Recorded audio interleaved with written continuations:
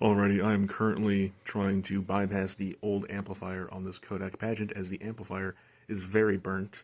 I'm hoping to fix it one day, but it's being a little bitch, even with all the parts are replaced. I have a reel.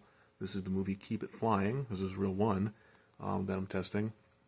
Now, what I have is that the signal from the sensor, the light sensor, is just a simple coaxial connector. So I got a coax cord connected to this amplifier, to the speaker. Now I had to take apart this unit to get to the output, but it is totally worth it because now